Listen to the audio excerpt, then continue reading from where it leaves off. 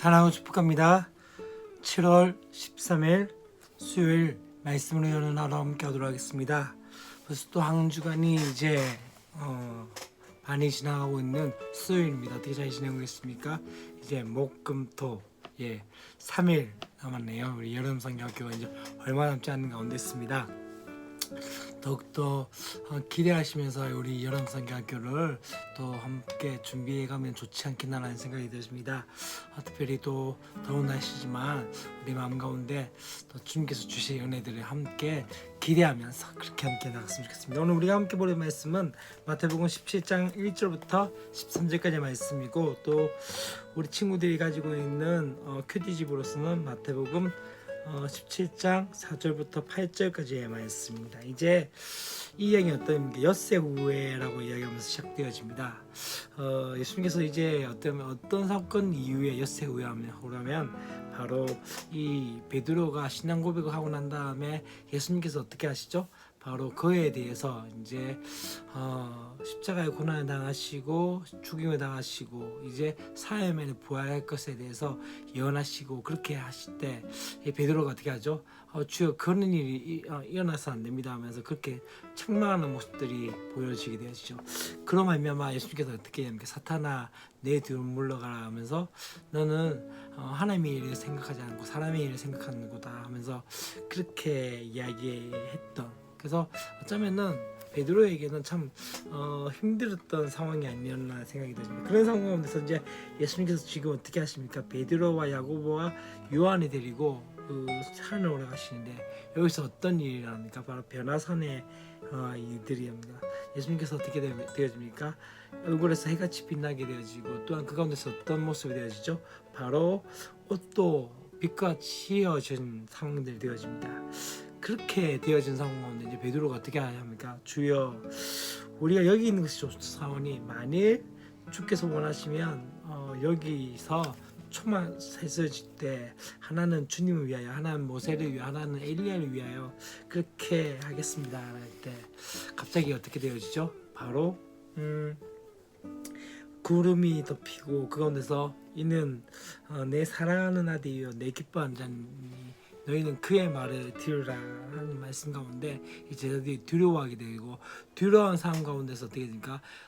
모세와 엘리야는 사라지고 예수님은 다시 변화되어진 모습들 가운데 다시 하면 원래의 모습으로 그렇게 되어진 상황 가운데서 이제 산에서 내려오게 되어지고, 그 가운데서 이제 이 일들에서 이제 십자가 사건과 부활 이후에 그때까지 이르지 말라라는 말씀하십니다. 그러고 난 다음에 제자들이 그렇게 묻죠. 서기관들이 엘리야가 먼저 와야 된다고 이야기했는데 누굽니까? 라고 할 때 바로 먼저 왔다. 누구를 이야기죠?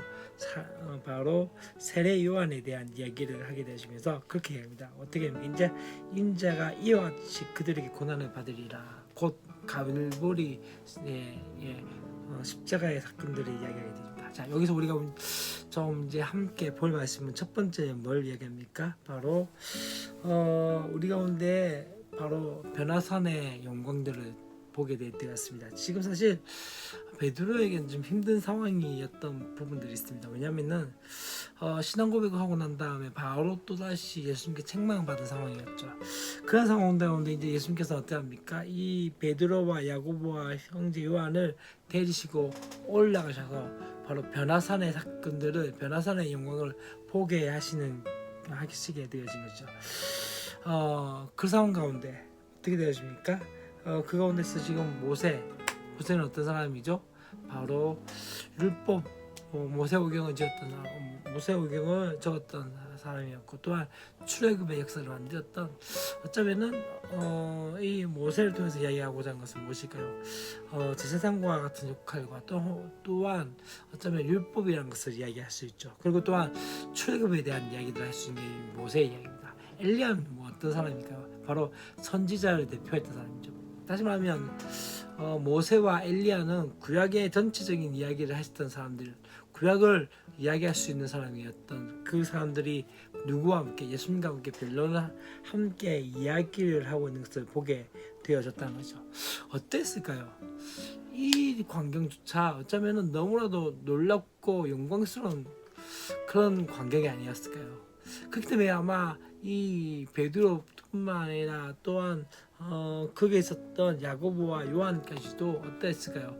한번 감격과 감동에 빠졌을 것이라고 생각합니다. 어쩌면 우리 신앙생활 가운데서도 그런 은혜들이 있습니다. 때때로 우리가 힘들고 어려울 때 하나님께서 우리 가운데 놀라운 은혜를 주십니다. 감당치 못할 은혜를 주실 때도 있고요. 또한 그 가운데 어떻게 되어집니까? 다시 한번 위로와 격려를 받고 새 힘을 얻어질 때가 있다는 거죠. 근데 참 중요한 것은 거기서 머물러 있으면 안 된다는 거죠. 우리는 때때로 어떠합니까? 그런 영광, 변화사의 영광들을 바라보면서 그것이 전부인 양 그렇게 살아갈 때가 있다는 것을 보게 됩니다. 그것이 어쩌면 뒤에 부분에서 이야기한 것이죠. 무엇입니까? 베드로가 예수님께 이야기합니다. 어떻게 이야기하죠? 주여, 우리가 여기 있는 것이 좋사오니 만일 주께서 원하시면 내가 여기서 초막색을 주실 때 하나는 주님을 위하여, 하나는 누구 위하여? 모세를 위하여, 하나는 엘리야를 위하여서 그렇게 하겠습니다 라고 이야기합니다. 이게 어쩌면 신앙적인 예수님 같지만 앞에서 보면 어떤 이야기를 합니까? 사실 베드로는 지금 어떠합니까? 이 모습이 진짜 메시아의 모습이 아닌가? 어떠합니까? 변화되었고 또한 그렇게 나타났던 모습들, 완전히 휘황찬란했고 또한 대단한 영광 가운데 나타났던 그 예수님에 대해서 보게 되어지고 그것이 바로 메시아의 모습이라고 생각했습니다. 그러나 정말 중요한 것은요, 그 모습이 진짜 주님께서 하나님께서 원하신 모습은 아니었던 것을 보게 되십니다. 그렇게 되었기 때문에 어떠합니까? 어쩌면 이제 뒷부분에서 어떤 이야기합니까? 이제 빛난 구름이 나타나면서 덮으면서 이는 내 사랑하는 아들이요 내 기뻐하는 자니 너희는 그의 말을 들으라 하십니다. 그 말씀의 의미는 무엇입니까? 주님께서 원하시고 우리가 주님을 어떻습니까? 주님을 어떻게 주님을 계속적으로 어떻게 그 이해시키고자 하는 것이 아니라 우리가 주님의 뜻에 순종하며 나가야 함을 위해서 말씀을 하는 것이죠. 여러분, 제자도는 참 중요한 것 중에 하나는요, 우리는 변화산에서 있기 원합니다. 그 가운데서 놀라운 은혜와 축복과 그런 것들을 받기 원합니다. 그러나 어떠합니까? 주님께서는 변화산에서 있는 것을 머무르지 않고 어디로 합니까?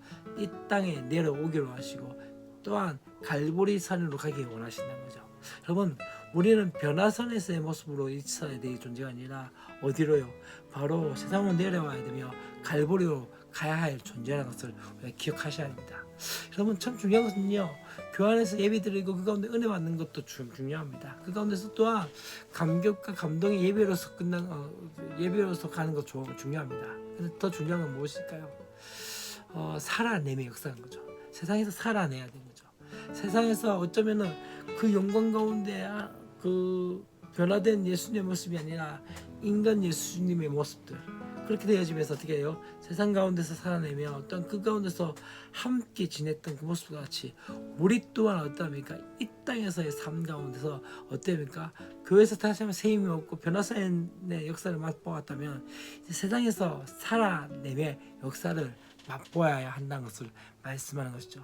여러분, 우리가 있어야 할 곳은 변화산이 아니라 세상이고 삶이라는 것을 기억하시면서 그렇게 살아갈 수 있는 저와 여러분이 되었으면 좋겠습니다. 사랑을 축복합니다. 내일도 우리 기쁜 마음으로 함께 뵙겠습니다. 안녕.